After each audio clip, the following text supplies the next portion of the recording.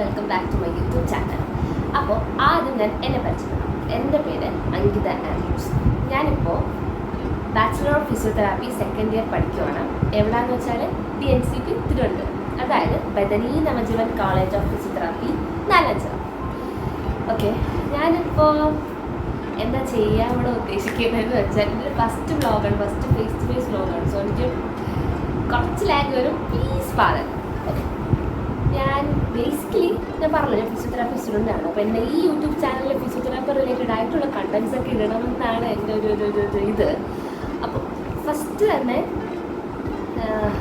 എന്താ ചെയ്യണ്ടേ, ഫസ്റ്റിനെ പറ്റി സംസാരിക്കാം.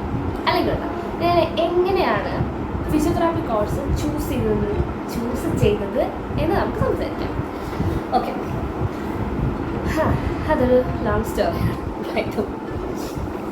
എൻ്റെ വീട്ടിൽ ഞാൻ, അച്ഛൻ, അമ്മ, അനിയത്തി ആണ് ഉള്ളത്. എൻ്റെ കുഞ്ഞാളെ മുതലേ ഞാൻ കേട്ട് വന്നത് എന്താണെന്ന് വെച്ചാൽ, അങ്കിത മോള് +2 10 നല്ല മാർക്ക് മേടിക്കും, ഫുൾ A+ മേടിക്കണം, അത് കഴിഞ്ഞാൽ +2 സയൻസ് എടുക്കണം, അത് കഴിഞ്ഞാൽ എൻട്രൻസ് പഠിക്കാൻ പോകണം, നീറ്റ് ക്രാക്ക് ചെയ്യണം, ദെൻ എന്താ 1 ഇയർ വേണമെങ്കിൽ വീട്ടിൽ നിന്ന് ഇടാം, എൻട്രൻസ് കോച്ചിങ്ങിനൊക്കെ ഒരു നല്ലൊരു ഇൻസ്റ്റിറ്റ്യൂഷനിൽ വിടാം, പഠിച്ച് സെറ്റായിട്ട്. ഓക്കെ, ഒരു വർഷം എൻട്രൻസ് പോകുന്നു, നീറ്റ് കിട്ടുന്നു, നെക്സ്റ്റ് ഇയർ ഞാൻ MBBS ജോയിൻ ചെയ്യുന്നു. ഒരു 5.5 ഒക്കെ ഓൾമോസ്റ്റ് 6 ഇയേഴ്സ് കഴിയുമ്പോഴത്തേക്കും ഡോക്ടർ അങ്കിത ആൻഡ്രൂസ് MBBS എന്നൊരു ടൈറ്റിൽ കിട്ടുന്നു. അതായിരുന്നു എൻ്റെ ഒരു ഇതിനെ കേട്ട് വന്നത്, മനസ്സിലായോ? ഞാൻ സ്വയമായിട്ട് ഡിസിഷൻ എടുത്തതല്ല, കേട്ട് വന്നത്. അങ്ങനെ ഞാൻ പഠിച്ച് വളർന്ന് 10th സ്റ്റാൻഡേർഡ് എത്തി. 10th ഒക്കെ ആയപ്പോഴത്തേക്കും ഓക്കെ, എനിക്ക് ടെൻഷനായി. ഓക്കെ, ടെൻഷനല്ല, പഠിക്കണം, മാർക്ക് മേടിക്കണം, നല്ല മാർക്ക് മേടിക്കണം, A+, ഫുൾ A+, അങ്ങനെ ഇങ്ങനെ എൻട്രൻസ് അത് ഇതൊക്കെ ഓക്കെ എന്നൊക്കെ പറഞ്ഞിട്ട് 10th എക്സാം വന്നു. ഞാൻ എഴുതി. എനിക്ക് മാത്സ് വെക്കാം. എനിക്ക് ആക്ച്വലി 9 A+ഉം ഒരു A ആണ് കിട്ടിയത്. ഏത് മാത്സിലായിരുന്നു. അത് കഴിഞ്ഞ് ഫസ്റ്റ് ട്രയൽ എനിക്ക് +1 സെലക്ഷൻ അല്ല, അഡ്മിഷനായി. ഞാൻ സയൻസ് പഠിച്ചു. ഫസ്റ്റ് ഇയർ ഒക്കെ കംപ്ലീറ്റ് ചെയ്തു. ദെൻ സെക്കൻഡ് ഇയർ 12th ആയപ്പോഴത്തേക്കും കോവിഡിൻ്റെ പ്രശ്നമൊക്കെ വന്ന് അങ്ങനെ കുറേ ക്ലാസ്സൊക്കെ ലാഗായി. പിന്നെ 12th റിസൾട്ടൊക്കെ വന്നു. എനിക്ക് നല്ല മാർക്കൊക്കെ ഉണ്ടായിരുന്നു. എനിക്ക് ഫുൾ A+ ഒക്കെ ഉണ്ടായിരുന്നു. അത് കഴിഞ്ഞിട്ട് ഇനി എന്താ, എൻട്രൻസ് കോച്ചിങ് പോയി. എൻ്റെ വീട്ടിൽ ആദ്യം മുതലേ പറഞ്ഞത് ബ്രില്യൻ്റ് പാല അവിടെ വിടണം എന്നായിരുന്നു. എനിക്കാണെങ്കിൽ ഞാൻ എങ്ങനത്തെ ഒരാളാന്ന് വെച്ചാൽ എക്സാം ഡേറ്റ് പബ്ലിഷ് ചെയ്ത് ഒരു 1 month ഒക്കെ മുന്നേ കുത്തിയിരുന്ന് പഠിച്ച് സെറ്റാക്കി എക്സാം എഴുതുന്ന ഒരാളായിരുന്നു ഞാൻ. എന്നും പഠിക്കുന്നൊന്നുമില്ല, എന്തെങ്കിലും ടെസ്റ്റ് ഒക്കെ പഠിച്ചേ പറ്റുന്ന, കമ്പൽസറി ആണ്, ഇല്ലെങ്കിൽ പണിഷ്മെൻ്റ് ഉറപ്പാണെന്നൊക്കെ പറഞ്ഞ് സിവിയർ കേസസ് വരുന്നില്ല. അപ്പോൾ മാത്രം ഞാൻ ഇരുന്ന് പഠിക്കാറുള്ളൂ. അങ്ങനെ വളർന്നു വരുന്ന ഞാൻ ബാക്കി കാര്യങ്ങളൊന്നും അറിയാണ്ട് ഞാൻ എൻട്രൻസിൽ ചെയ്യാൻ തീരുമാനിച്ചു. ഓക്കെ, ഇപ്പം എനിക്ക് അത്ഭുതം ചെയ്ത് വരുന്നെങ്കിൽ, പക്ഷെ അത് അങ്ങനെ അല്ലായിരുന്നു പണ്ട്. അങ്ങനെ എൻ്റെ 12th ഒക്കെ കഴിഞ്ഞ് കോവിഡാണ്. അപ്പം എനിക്ക് ഓഫ്ലൈനിൽ പോയി നിന്ന് ഹോസ്റ്റലിൽ നിന്ന് എൻട്രൻസ് പഠിച്ച് സെറ്റാക്കണം എന്നൊക്കെ ആയിരുന്നു. ഫൈനലി എവിടെ പോകണം അങ്ങനെ ഇങ്ങനെ കുറേ ഡിസ്കഷൻ വന്ന സമയത്താണ് എൻ്റെ ഒരു ഫ്രണ്ട് പറഞ്ഞു, ഈ സൈലത്തിലെ വീഡിയോ കണ്ടു നോക്ക്, ഇറ്റ്സ് അമേസിങ്, പെട്ടെന്ന് മനസ്സിലാവും, നല്ലതാ, അങ്ങനെ ഇങ്ങനെ, പിന്നെ സ്ട്രെസ് ഇല്ല എന്ന് പറഞ്ഞു. ബ്രില്യനിലൊക്കെ പോലെ എനിക്കറിയത്തില്ല എങ്ങനെയാണ്, ഞാൻ കേട്ട കാര്യം പറയുവാണ്. ഇനി ബ്രില്യനിലെ കാര്യം ഒന്ന് പറയുന്നത് സൈലത്തിൻ്റെ അങ്ങനെയല്ല കേട്ടോ. അപ്പം ഭയങ്കര സ്ട്രെസ്സാണ്, അത് സൈലം ട്രൈ ചെയ്യും, നല്ലതാണെന്നൊക്കെ പറഞ്ഞിട്ട് ഓക്കെ എൻ്റെ ഫ്രണ്ട് പറഞ്ഞു. ഞാൻ വീഡിയോസൊക്കെ നോക്കിയപ്പോൾ ഓക്കെ ബെറ്ററാണ്, കൊള്ളാം എന്നൊക്കെ വിചാരിച്ചു ഞാൻ സെലക്ട് ചെയ്തു സൈലത്തിൽ 1 ഇയർ എൻട്രൻസ് കോച്ചിങ്, നെക്സ്റ്റ് ഇടാം അപ്പോൾ MBBS സ്റ്റുഡൻറ്റ് എന്നൊക്കെ ഞാൻ സെറ്റാക്കി വിചാരിച്ചിട്ട് എന്താ ഞാൻ പോയി. സോറി, ഞാൻ കോഴിക്കോട് സൈലത്തിൽ ഓഫ്ലൈനായിട്ട് പഠിക്കാൻ പോയി. ഫസ്റ്റത്തെ ഒരു 3-4 months ഒക്കെ പഠിത്തം എന്നൊക്കെ വെച്ചിട്ടുണ്ടല്ലോ, പഠിത്തം ഫുള്ള്. ഞങ്ങൾക്ക് അന്നെന്ന് വെച്ചാൽ ഓഫ്ലൈൻ ഓൺലൈൻ അങ്ങനത്തെ ക്ലാസ്. ഫസ്റ്റ് ഒരു ഓഫ്ലൈൻ ക്ലാസ് ഉണ്ടാവും, അത് ഞങ്ങൾ റെക്കോർഡ് വേർഷൻ കണ്ടിട്ട് പിറ്റേന്ന് തിരിച്ച് ഓൺലൈൻ ക്ലാസ്സിൽ നമ്മൾ റെക്കോർഡ് വേർഷൻ കണ്ടിട്ട് ഓഫ്ലൈൻ ക്ലാസ്സിൽ പോകുന്നു. ഫസ്റ്റ് ഒരു എക്സാം കാണും, അത് കണ്ട് ആ ക്ലാസ്സിൽ നമുക്ക് റിപ്പീറ്റേഷൻ ഉണ്ടാവും, ഡൗട്ട്സ് ക്ലിയർ അങ്ങനെ. അങ്ങനെ ഒരു 4 months ഒക്കെ കഴിഞ്ഞപ്പോഴത്തേക്കും ഞാനങ്ങ് എക്സോസ്റ്റഡായി പഠിച്ച് എനിക്ക് പുറത്തും പോകുന്നില്ല, വീട്ടിൽ തന്നെ ആ റൂമിൽ തന്നെ ഇരുന്ന് പഠിക്കണം.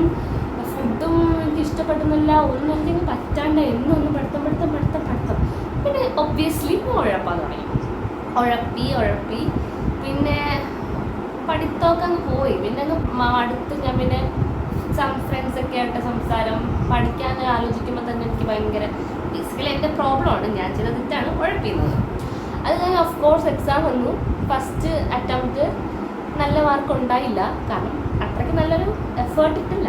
ഫസ്റ്റ് ഒരു 4 months പഠിച്ച് പിന്നെ എക്സാമിന് മുന്നേ കുറച്ച് നാൾ എന്തൊക്കെയോ ചെയ്ത് അങ്ങനെ എന്തോ അതങ്ങ് പോയി. എനിക്കിപ്പോൾ റിസൾട്ട് നോക്കിയപ്പോൾ എനിക്ക് നല്ല റിയലൈസേഷൻ, എനിക്ക് ഭയങ്കര ഗിൽറ്റായി. അപ്പോഴാണ് എനിക്ക് ആ ഗിൽറ്റും ആ വിഷമമൊക്കെ വന്നത്. കാരണം ഫാമിലി ഇത്ര സപ്പോർട്ട് ചെയ്ത് പൈസ മുടക്കി നമ്മൾ ഇങ്ങനെയൊക്കെ ഇങ്ങനെയൊക്കെ ഹെൽപ്പ് ചെയ്യുമ്പോൾ നമ്മൾ ഭയങ്കര വേസ്റ്റ്. അങ്ങനെ ഞാൻ പറഞ്ഞു, അമ്മ ഐ എം സോറി, ഞാൻ ഒന്നുകൂടി ട്രൈ ചെയ്യാം. ഞാൻ ഇപ്രാവശ്യം നല്ലതുപോലെ പഠിക്കും. ഞാൻ ഓൺലൈൻ കോഴ്സ് എടുക്കാം, അതായത് ഹോസ്റ്റലിൽ പോകുന്നില്ല, ഞാൻ വീട്ടിൽ നിന്ന് തന്നെ പഠിക്കാം എന്നൊക്കെ പറഞ്ഞ് എല്ലാം ചെയ്ത് പിന്നെ സെക്കൻഡ് ഇയർ വീണ്ടും ഞാൻ ട്രൈ ചെയ്തു, എൻട്രൻസിന് വീണ്ടും ട്രൈ ചെയ്തു. അപ്പോഴും ഞാൻ ഓക്കെ ഫസ്റ്റ് ഭയങ്കര പഠിത്തമായിരുന്നു, പഠിച്ച് എന്നെക്കൊണ്ട് പറ്റാവുന്ന രീതിയിൽ മാക്സിമം ഞാൻ പഠിച്ചു. 100% എഫേർട്ട് ഇട്ടു, എന്നും പഠിക്കുമായിരുന്നു. പഠിച്ച് പിന്നെ റിവിഷൻ. കെമിസ്ട്രി ആയിരുന്നു എനിക്കതിൽ ഏറ്റവും ബുദ്ധിമുട്ട്, ഓർഗാനിക് കെമിസ്ട്രി. പിന്നെ ബയോളജിയൊക്കെ എനിക്ക് ഓക്കെ, അത് മറന്നു പോകും, എന്നാൽ ഞാൻ റിവൈസ് ചെയ്യണമല്ലോ. റിവൈസ് ചെയ്യുന്ന എനിക്കറിയാലോ എൻട്രൻസിലൊക്കെ ഇപ്പോൾ പിള്ളേരൊക്കെ എങ്ങനെയാണ് എഴുതിയത്. പിന്നെ അത് എക്സാം ഡേറ്റിനോട് അടുത്തടുത്തതൊക്കെ എനിക്കങ്ങ് ടെൻഷൻ, എനിക്ക് പഠിക്കാൻ പറ്റുന്നില്ല, പഠിച്ചതൊക്കെ അങ്ങ് മറന്നു പോകുന്നു, ഭയങ്കര പ്രശ്നമായി. എന്നെക്കൊണ്ട് പറ്റുന്നില്ല എന്ന് എൻ്റെ വീട്ടുകാർക്ക് തന്നെ മനസ്സിലായി. ഞാൻ വീട്ടിൽ നിന്ന് റൂമിൽ നിന്ന് പുറത്തിറങ്ങുന്നില്ല, പഠിക്കുന്ന സംസാരം കുറവാണ്, സങ്കടം, എപ്പോഴും സങ്കടമാണ്, എന്താണെന്ന് പറയത്തില്ല, സങ്കടമാണ്, പഠിക്കാനൊന്നും പറ്റുന്നില്ല. അങ്ങനെ ആയപ്പോൾ ഞാൻ അവസാനം ഞാൻ ചെന്ന് എൻ്റെ അമ്മയോട് പറഞ്ഞു, അമ്മ എനിക്ക് പറ്റുന്നില്ല, കരയുക, പറ്റുന്നില്ല, ഞാൻ എക്സാം എഴുതുന്നില്ല, എനിക്ക് പറ്റൂല എന്നൊക്കെ ഞാൻ പറഞ്ഞു. അപ്പം എൻ്റെ അമ്മ പറഞ്ഞു, ഓക്കെ പറ്റുന്നില്ലെങ്കിൽ വേണ്ട, നമുക്ക് കുഴപ്പമില്ല എന്നൊക്കെ പറഞ്ഞ് ഞാനത് പഠിത്തം നിർത്തി. സെക്കൻഡ് ഞാൻ ട്രൈ ചെയ്യാൻ നീറ്റ് ട്രൈ ചെയ്തുകൊണ്ടിരുന്ന ഞാൻ ഒരു എക്സാമിന് 3 months 4 months മുന്നേ ഞാൻ ഡ്രോപ്പ് ചെയ്തു, എക്സാം എഴുതുന്നില്ല ഞാൻ തീരുമാനിച്ചു. കാരണം എനിക്കങ്ങ് സ്ട്രെസ്സായി. ഞാൻ ആക്ച്വലി ആരെയും ഡീമോട്ടിവേറ്റ് ചെയ്യുന്നില്ല, എൻ്റെ പേഴ്സണൽ കാര്യം പറയുന്നത്, എനിക്ക് പറ്റുന്നില്ല അങ്ങനെ. അതിനുശേഷം അമ്മ പറഞ്ഞു, ഡേറ്റൊക്കെ വന്നപ്പോഴത്തേക്കും അമ്മ പറഞ്ഞു, എന്തായാലും 1 വർഷം ഇരുന്നില്ല, എക്സാം ജസ്റ്റ് ട്രൈ ചെയ്യും, ഒന്ന് എഴുതി നോക്കും, കുഴപ്പമില്ല, റിസൾട്ട് പോലും നോക്കണ്ട എന്നൊക്കെ പറഞ്ഞിട്ട് ഞാൻ അങ്ങ് എക്സാം എഴുതിയത്. കുഴപ്പമില്ല, ഫസ്റ്റ് ചാൻസ് നമ്മൾ എഴുതുന്നതിനേക്കാളും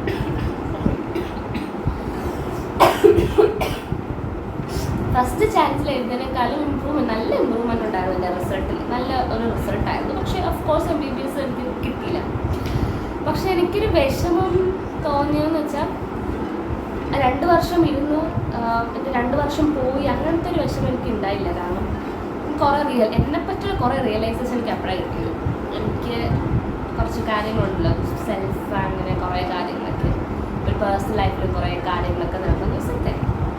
അപ്പോൾ അതിന് MBBS ഞാൻ വേണ്ടാന്ന് വെച്ചു. വേണ്ടാന്ന് വെച്ചല്ല, കിട്ടില്ല, എന്നെ കൊണ്ട് ഒക്കത്തില്ല എന്ന് എനിക്ക് തോന്നാം. നീറ്റ് ക്രാക്ക് ചെയ്യുക എന്ന് പറയുന്നത് ഇച്ചിരി ബുദ്ധിമുട്ടുള്ള, നല്ല ഹാർഡ് വർക്ക് ചെയ്യേണ്ട, നല്ല കൺസിസ്റ്റൻ്റായിട്ട് പഠിക്കണം, എപ്പോഴും റിവൈസ് ചെയ്യണം, മെമ്മറിയൊക്കെ ഭയങ്കര ഷാർപ്പായിരിക്കും, അങ്ങനെ മടുക്കാതെ പഠിക്കണം. അത് മനസ്സിലല്ലോ, അത് അത്രയ്ക്ക് എനിക്ക് പറ്റിയില്ല.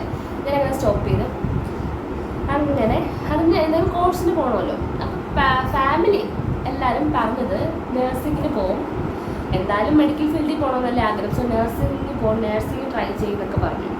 പക്ഷെ എനിക്കെന്തോ നേഴ്സിംഗ് പോകാൻ തോന്നിയില്ല. കാരണം എൻ്റെ മനസ്സിൽ എന്നുവെച്ചാൽ ഡോക്ടർ ആവണമെന്ന് പറഞ്ഞ് നടന്നിട്ട് അതേ ഫീൽഡിൽ തന്നെ നേഴ്സ് ആവാൻ പോകുന്നു.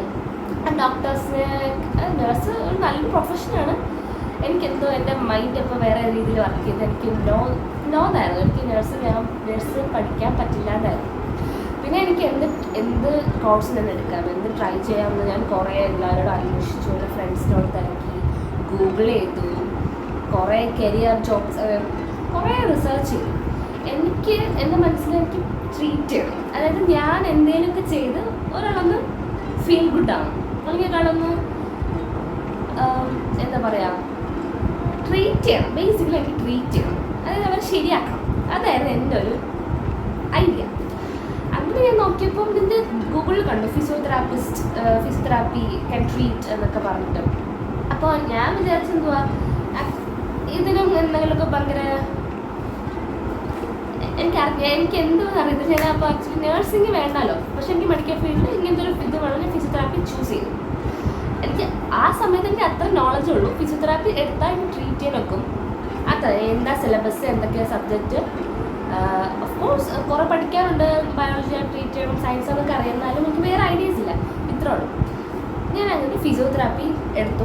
വീട്ടുകാരൊക്കെ പറഞ്ഞു എന്തിനാ ഇത് എടുക്കുന്നത്, വേണ്ട വേണ്ട എന്നൊക്കെ പറഞ്ഞിട്ട് ഫൈനലി എൻ്റെ ഒരു താല്പര്യപ്രകാരം ഞാൻ ഫിസിയോതെറാപ്പി ചൂസ് ചെയ്തു. ഇനി എന്താണ് ഫിസിയോതെറാപ്പി? ഫിസിയോതെറാപ്പി എന്ന് പറയുന്ന ഒരു ബ്യൂട്ടിഫുൾ പ്രൊഫഷനാണ്. ആക്ച്വലി നമുക്ക് ട്രീറ്റ് ചെയ്യാൻ പറ്റും. മനസ്സിലായേ? നമുക്ക് വേദന കുറയ്ക്കാം, അല്ലെങ്കിൽ റീഹാബിലിറ്റേഷൻ പർപ്പസിന് വേണ്ടിയിട്ട് ഒരു കുറേ കാര്യങ്ങൾക്ക് നമുക്ക് ഫിസിയോതെറാപ്പി നല്ലൊരു ഏരിയ ആണ്.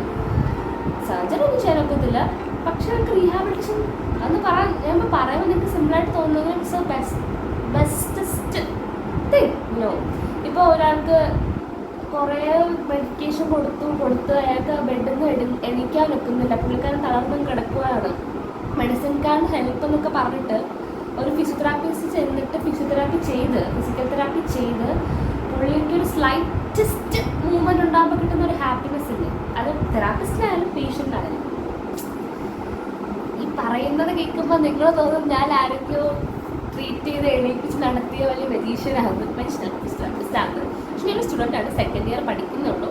അത് അറിഞ്ഞറിഞ്ഞ് നമ്മുടെ ആ ഒരു ഫീൽഡ് അറിഞ്ഞറിഞ്ഞ് വരുമ്പോഴത്തേക്കും കൂടുതൽ ലവ് വരാം ഫിസിയോതെറാപ്പിസ്റ്റിനോട്. അങ്ങനെ അപ്പോൾ ഫിസിയോതെറാപ്പി ഇതൊക്കെയാണ്. ഇനി ഫസ്റ്റ് ഇയറിനെ പറ്റി നമുക്ക് പഠിക്കാനുള്ളത് അനാട്ടമി പഠിക്കണം, ഫിസിയോളജി പഠിക്കണം, ബയോമെക്കാനിക്സ് പഠിക്കണം, സോഷ്യോളജി ആൻഡ് സൈക്കോളജി. ഈ സൈക്കോളജി ഒരു പേപ്പറാണ്. ഇത്രയാണ്, ഈ 4 പേപ്പേഴ്സാണ് നമുക്ക് എക്സാമിനുള്ളത്. അതായത് എനിക്ക് സോഷ്യൽ സൈക്കോളജി ഒറ്റ പേപ്പറായിട്ട് 2 സബ്ജക്റ്റ് ഒറ്റ paper, then biomechanics, anatomy, physiology. ഈ 4 സബ്ജക്റ്റാണ്, 4 പേപ്പറാണ് നമുക്ക് യൂണിവേഴ്സിറ്റിക്കുള്ളത്. പിന്നെ കുറച്ച് നോൺ യൂണിവേഴ്സിറ്റി സബ്ജക്ട്സ് ഉണ്ട്. English, nursing, first aid and nursing, അതൊരു സബ്ജക്റ്റാണ് നമുക്ക് നോൺ യൂണിവേഴ്സിറ്റി. പിന്നെ ഏതാ ഉണ്ടായിരുന്നത്, ഗവൺമെൻറ്, ഇത് രണ്ടും ആണെന്ന് തോന്നുന്നു. അങ്ങനെ സെക്കൻഡ് ഇയറിലോട്ട് വന്നപ്പോഴത്തേക്ക് നമുക്കുള്ളത് exercise therapy, electro therapy, pharmacology, microbiology, pathology. ഇവിടെ മൈക്രോബയോളജിയും പാത്തോളജിയും കൂടി ഒരു പേപ്പറാണ്. ഇവിടെ വീണ്ടും 4 പേപ്പറാണ് നമുക്ക് യൂണിവേഴ്സിറ്റി ഉള്ളത്. പിന്നെ നോൺ യൂണിവേഴ്സിറ്റി സബ്ജക്റ്റായിട്ട് നമുക്ക് കമ്പ്യൂട്ടർ സയൻസ് ഉണ്ട്, ബയോമെഡിക്കൽ ഇൻസ്ട്രുമെൻറ്റേഷൻ, അങ്ങനെ 2 സബ്ജക്റ്റ് ഉണ്ട്. ബാക്കി തേർഡ് ഇയർ, ഫോർത്ത് ഇയർ, പിന്നെ ഇൻറ്റേൺഷിപ്പ്, അങ്ങനെ കുറേ പരിപാടികളൊക്കെ ഉണ്ട് ഈ കോഴ്സിൽ. അതൊക്കെ നമുക്ക് വരുന്ന വീഡിയോയിൽ ഡീറ്റെയിൽ ആയിട്ട് പറഞ്ഞുതരാം. ഓക്കെ, ഇത് ഇതാണ് എൻ്റെ skirt, Bethany nursing college of physiotherapy.